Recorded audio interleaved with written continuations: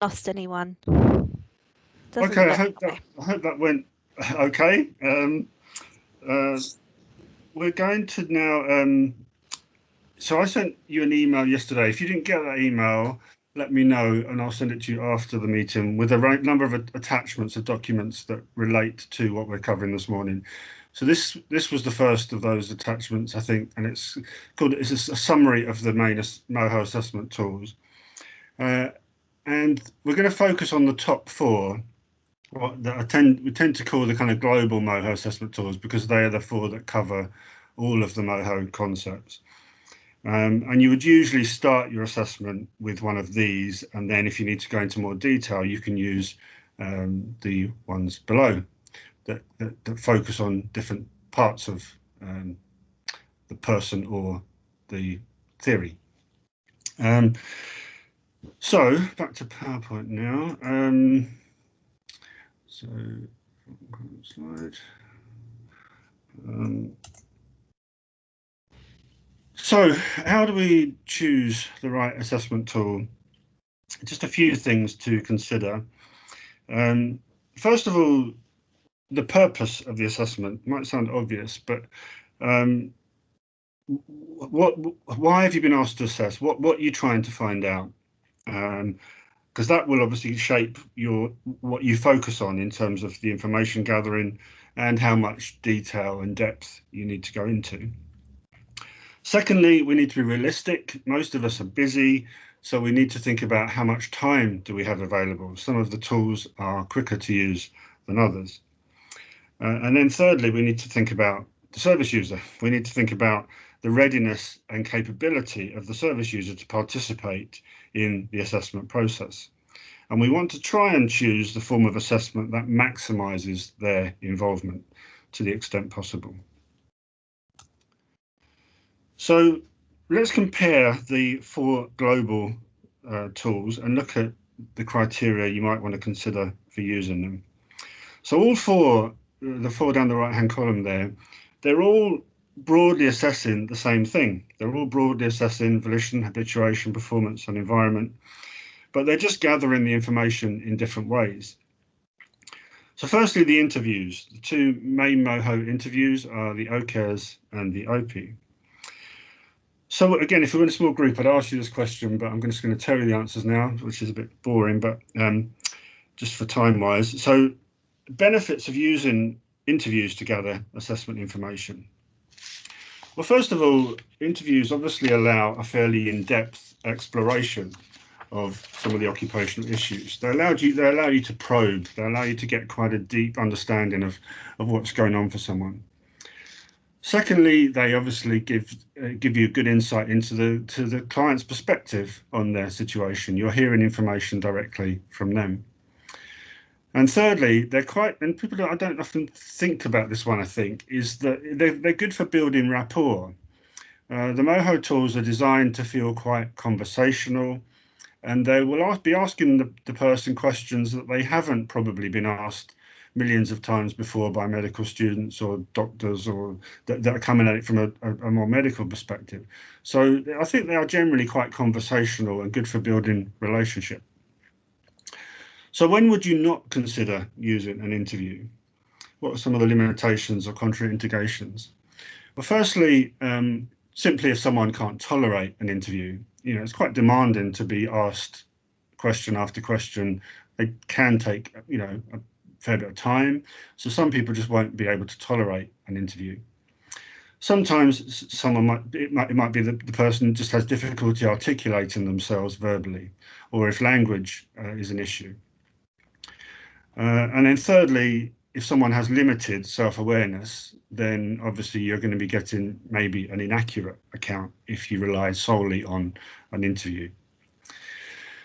The MOHO tools interviews are all designed are all termed semi-structured, which means they provide suggested questions to help you gather the required information, but you're free to edit the questions. It's the rating scales that are standardized, not the questions. So the OCAIRS, first of all, which stands for, this is annoying, actually I have to keep going from page to page here, just to show you a snapshot of this one. So this is number 2 in your list of handouts. So this is just gives you a snapshot of the OCAIRS. It's probably quite small, but so you can see here the OCAIRS stands for Occupational Circumstances Assessment Interview and Rating Scale. And it just gives you a good overview of all of the main MOHO domains. That's maybe a little bit light on the performance section. If you go down to the skills section, skills, so there's only one section to rate all of motor, process, and communication interaction skills. So it's a bit blunt on that area. When you think about the MOHOST, you'd have 12 items that were rating those things. It'd be a bit more precise. But it's a good overview, and it gives you suggested questions, and then the usual 4-point rating scale to make the ratings. So the OCAIRS is a nice interview. It's a very solid occupation-focused interview. So then that's the OPHI, and we're going to go back to the PowerPoint again. Is that view, is that too small? It might be easier for me just if I keep it in that view rather than slideshow. Is that too small to see? Be honest. I can see it. Fine. That's Okay. fine. So we'll keep it on that view for now. So that's the OCAIRS interview. The second interview is the OPHI, the Occupational Performance History interview. So whereas the focus of the OCAIRS is the client's present occupational performance, the OPHI focuses on the past as a way of helping us understand the present. So after all, the person hasn't just beamed down in front of us. They've had a whole series of life events that have brought them to where they are now. So where might the OPHI be useful? I think it's particularly useful for people with quite complex histories, to try and unravel and understand those histories. Secondly, people with significant volitional or motivational problems, because it can help us understand the process that has led to their reduced motivation or confidence. And it can also help us identify times in their life when they were more motivated, which may then suggest some possible avenues for intervention. So moving on to self-report as the next way of gathering data. Obviously, interviews are self-report, but this is particularly thinking about self-rating checklist type self-report. So the good things about self-report, the benefits of self-report are, again, obviously very compatible with recovery approach and client-centered practice. Self-reports affirm the clients as experts in their own lives. They have much to tell us about what they see as the most important and significant challenges and what their priorities are. Self-reports also engender the client's active engagement in the therapy process. So MOHO's self-report, as you probably know, is called the OSA.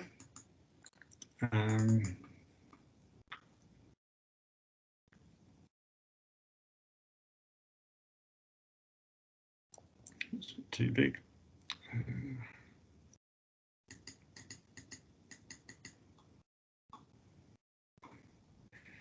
So maybe a little bit bigger. So so when would you consider? So you can tell the OSA here has. We're going to go on to that. Yes. So when would you use the OSA? I think the manual would kind of steer you towards people who do have some ability to reflect on themselves and give an accurate self-report. But it can also be useful with individuals who you're really struggling to engage. Again, the motivational stuff, because it really puts them in the driving seat. And finally, it's a very useful care planning tool because it gets the client to prioritize the areas that they want support with. So as you can see, it involves the person self-rating how well they think they're functioning in a particular area, and how important this area is to them. So you've got the kind of competence rating there on the left-hand side, how well they think they do that task or that area, and then how important being able to do that is to them. And then at the end, you ask them to prioritize what area they would like to change, what areas they'd like to change the most. So whilst interviews and self-reports are great at eliciting the client's perspective, to get a full picture, we'll often need to supplement that information with information from other sources. So that's where the concept of triangulation comes in.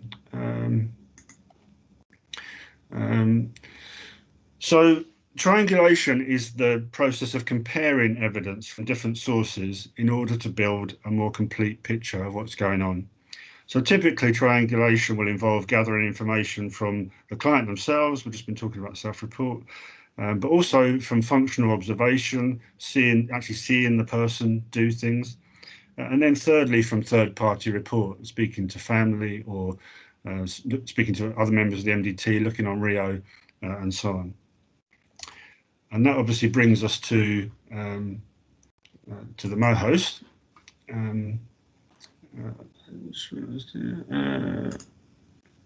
Okay. Sorry, I'm not very slick myself now. So let's look at the MOHOST handout. I think most of you are probably familiar with the MOHOST.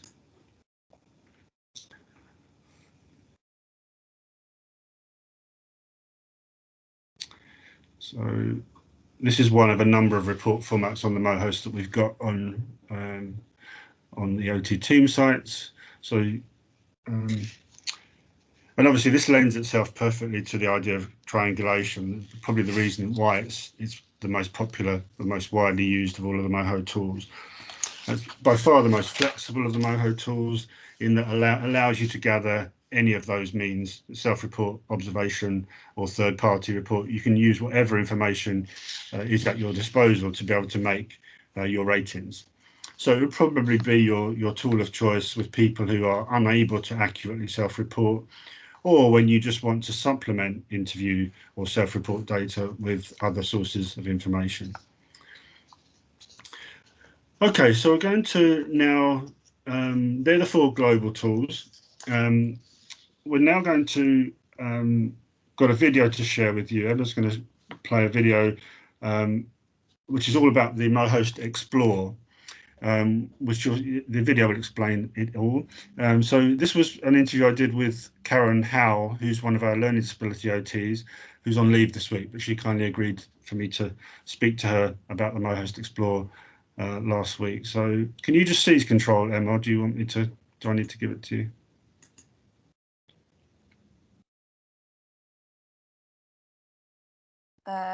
At the top, if you can do allow, then hopefully it'll let me do it. I just got rid of the script. Yeah.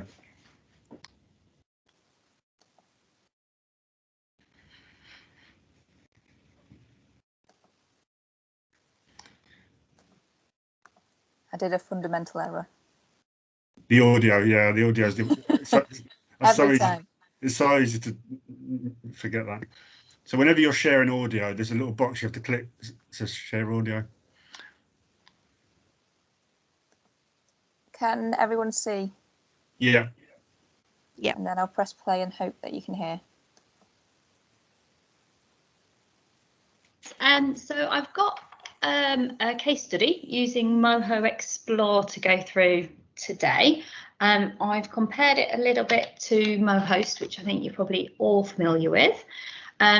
This service user was a 22-year-old man who has significant learning disabilities and Wolff-Hirschhorn syndrome.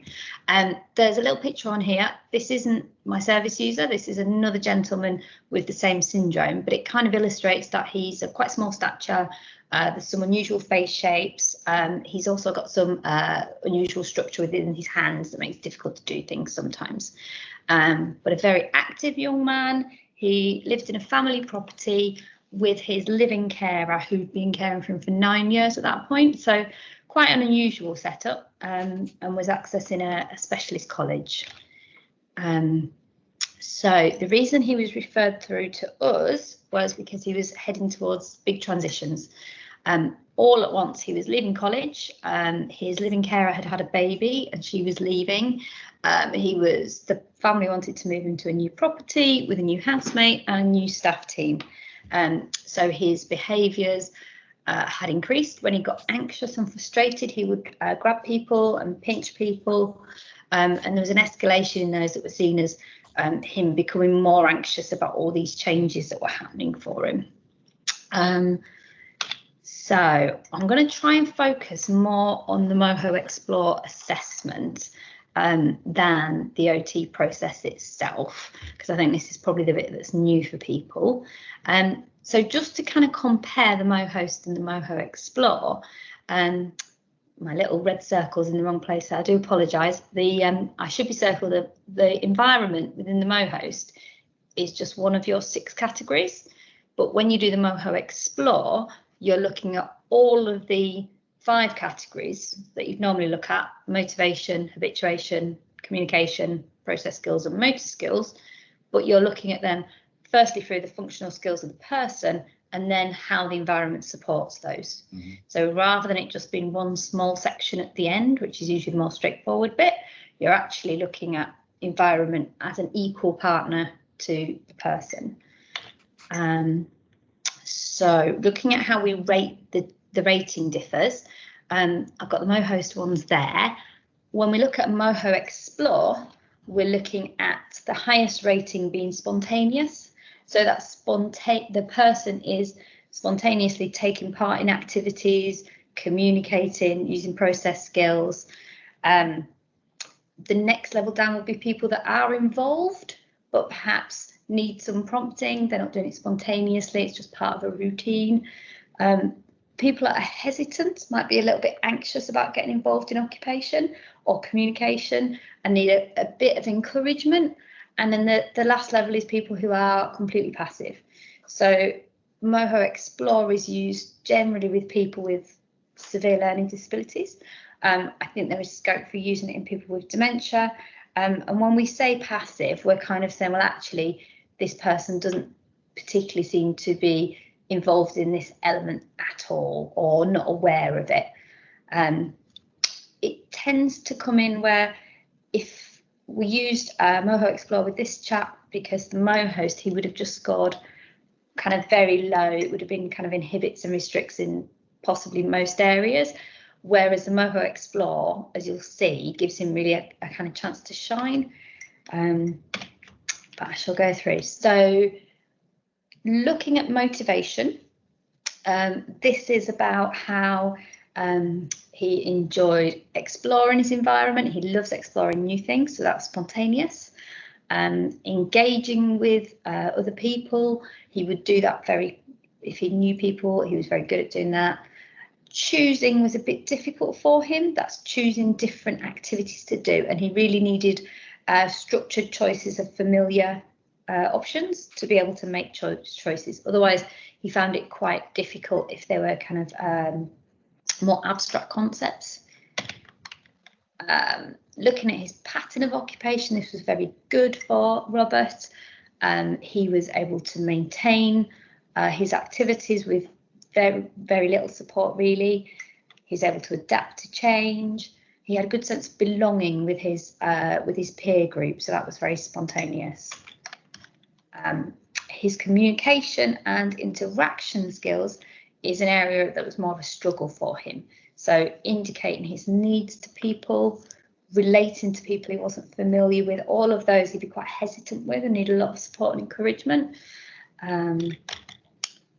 Process skills, so this is about attending to what's going on, knowing how to do things, knowing when to finish things, when to start things. So again, this is an area that he struggled with. So he was good in set routines, but actually understanding new environments was a struggle. He'd get involved in that, but he needed support. Knowing how to do things, he was very much hesitant and would ask people for a lot of support, and when things were finished.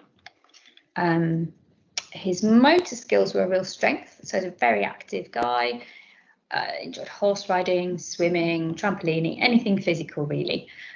So his gross motor skills were great, but he did have problems with some of his fine motor skills on account of his hand shapes. So moving objects could be a bit more difficult for him because it was about the holds really. So that's a really quick whiz through the functional skills side of things, which is very similar to the MOHOST, but you're looking at involvement in activity rather than perhaps mastery of skills and independence. So it's more about involvement. Where we differ more is in the environmental support categories. So this is looking at how the environment helps the person, enables the person to get on with their day and to experience things. So there we're looking at strongly supports. Does the environment encourage this aspect? Support it? Interferes? Is the environment actually an obstacle? Or if it strongly interferes, does it really kind of stop it happening? So if we look at motivation, again, this is about the environment and how it works for Robert rather than Robert himself. So does it offer him validation, encouragement and regulation? This was focusing on both his college and his home environment, and he was a really well supported young man. So most of these are going to be strongly supported. But if you have an environment that is not encouraging, that doesn't respond to your best efforts, then that's going to start to interfere with your motivation. If we look at pattern of occupation, again, he was in really supportive environments. So college and home offered him a range of activities. There was variety. He was strongly supported through transition between college and different activities. But we've got there an interference for continuity because we knew that was all going to change. Communication interaction skills. Again, this is not about Robert. This is about the communication interaction skills of the people around him in the environment. He had a really responsive team. They're very inclusive, aware of his needs, and were really strong advocates for his needs. But again, if you're in an environment where people are not responsive, particularly maybe aren't advocating for your needs, you can see that actually that will stop people communicating, or perhaps you'll see communication in the form of behaviours that challenge, that kind of interrupt their ability to get on with things. Process skills. So this is about how the environment supports the person's process skills. Are there structured supports in place? Is it flexible enough? Is there modulation to help the person understand where they are and what's going on? If we look at motor skills, again, it's about facilitating the person's motor skills. So does the spatial arrangement enable the person to move around? If they're a wheelchair user, if they're someone that mobilises on the floor by maybe crawling, is the floor space, does it support that? Perhaps they've got a laminate flooring, that would help someone who gets around on the floor more than carpet. So it's specific to the person, but it's thinking about how the environment supports that person as they are. So that was a real whistle-stop tour of this chat, but ultimately he was very well supported. So if you compare the functional skills and the environmental support, we've got lots of greens, which means it's really good. You can see this chap even on the MOHO ExPLOR. There are areas where he's involved in activities but not spontaneously, that he's hesitant around communication and process skills, but his environment is so supportive that it's really allowing him to be as involved as he possibly could be. The yellow on the communication interaction skills is around supporting him with the change and communicating that. So the recommendations here would be, we can see that everything is really good, so how do we maintain this through the transition? So a lot of the recommendations were about consistency, overlap of carers, trying to stagger change and trying to tap him into kind of new resources to replace the ones that he wouldn't be accessing anymore. If we look at a different picture that MOHO ExPLOR might have shown, if we'd had lots of reds in the environmental support, then we're looking at how can we affect change. So you may have, if you've got perhaps residential homes or day services that are not responding to people's needs, maybe not adapting to people's needs, not understanding their communication, not enabling their movement, not allowing them to be involved in occupations that are meaningful for them, then you'd have more reds. And the final slide, why would we use MOHO ExPLOR? I find it more of a strength-based assessment. It gives people with more severe impairment a chance to shine. Very much emphasis on the experience of occupation rather than the outcome. Looking at the environment and a person hand in hand, because you may have a lot more potential for change in the environment than the person sometimes. But someone with very severe cognitive impairment or dementia, you're not necessarily going to be able to change their process skills or their communication, but you can change how the environment reacts to that and facilitates that, and then it will it's quite sensitive and reflecting change that way, and really demonstrating improvements in quality of life and function, how you can do that by improving the environment. So very whistle stop tour. I'm afraid I'm over 10 minutes. David, did you have any questions? That was really clear. Thank you, Karen. I suppose the two things that really stayed with me from that, I think you kind of clarified it early on, but this was really developed because Sue Parkinson, who developed the MOHOST, realised that there were certain client groups, the ones you mentioned, learning disabilities, dementia, probably the two obvious ones. We can start maybe thinking about whether it might have broader application, but certain client groups just bottomed out. You know, they were just scoring nearly all R's, and it just wasn't sensitive enough for services that were just functioning at that kind of, in terms of their mastery skills, as you said, a lower level. I hadn't heard that distinction between mastery and involvement. I think that's a really helpful distinction, isn't it? This isn't about evaluating necessarily the effectiveness of someone's. What is it actually? So you seem to be saying it's not about evaluating the effectiveness of someone's abilities. It's more how engaged and involved they are. Is that? I guess it's more process than product.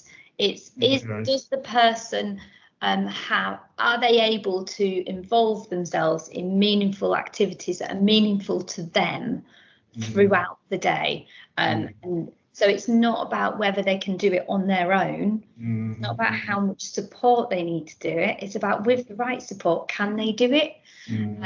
So that's why you're assessing the environment just as much as the person, because I think MOHOST, if you need a lot of support to do something, you're right down in restricts. And actually this is an acknowledgement that for lots of people with very severe disabilities, like profound and multiple learning disabilities, learning disabilities, where they maybe have no movement, all movement is facilitated, all movement is supported, but actually what's meaningful for that person, is it about spending some time in the sensory room, getting them on the waterbed? It doesn't matter that they don't get there themselves, but when they get there, are they aware of what's going on? Are they able to show enjoyment? Are they able to communicate when they've had enough or not? So I guess it's an acknowledgement that even those people who, they bottom out on MOHOST, and you'd be like, well, they can't do anything without support. But it's not that they can't do it without support, it's actually with the right support, how much can they enjoy it, be involved in it and participate in it, and have some element of control over starting, stopping, choosing.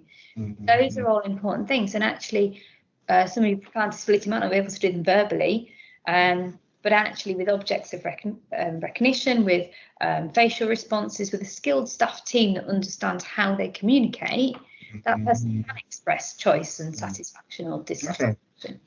Okay. Thank you very much. I think I've just got one more question, and that was to do with the environment. Question I get asked quite a lot with the normal MOHOST is, what environment am I rating here? And it comes up a lot on inpatient units, for example. Am I rating the person in this inpatient environment, or am I rating them based on how I gather they performed outside? And for you, your person here, if there had been a difference between the environment at college to the environment at home, how would that get reflected in your kind of ratings? We potentially would have scored each one separately on the environment. It's just in this was a really unusual case of just such a fabulously well supported young man, everybody working together in very similar approach, that it wasn't useful to distinguish. But often we might do this where we've got a referral because somebody's at a day centre and they don't know how, the behaviour is challenging at the day centre, a staffer don't know how to engage them in activity. Emma, can you stop it now? Is that right? We go and help. Right, thank you.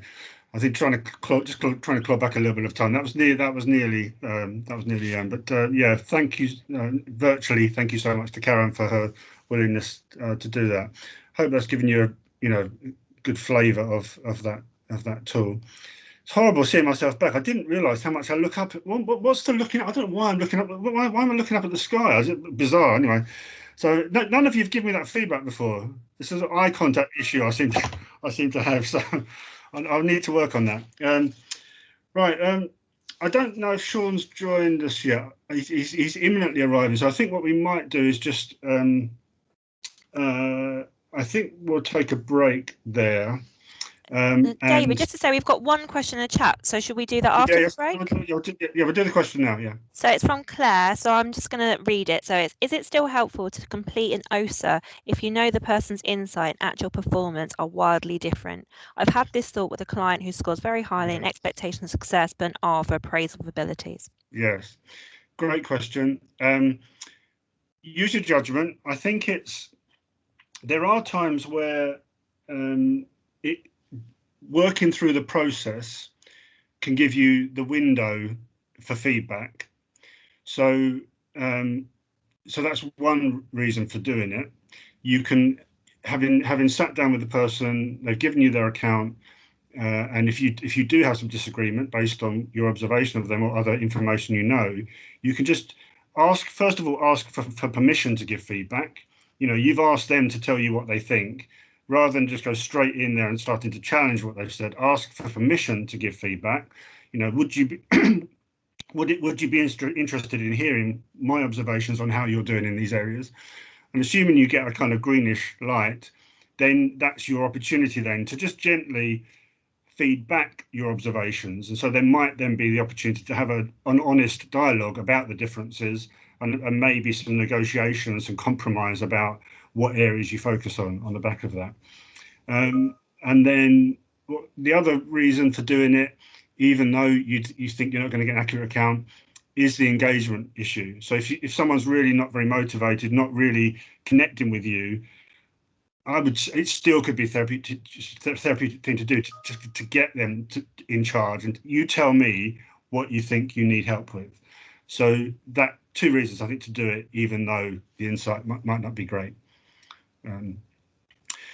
Okay, let's break there. I hope that answers the question. Is that all right, Claire? Yes, thank you. Right, thank you. Okay, so we'll break until 5:02. Is that okay? So back at 10:55, and then we'll go hopefully straight into Sean's bit. Great, thank you everyone. See you later. Thank you.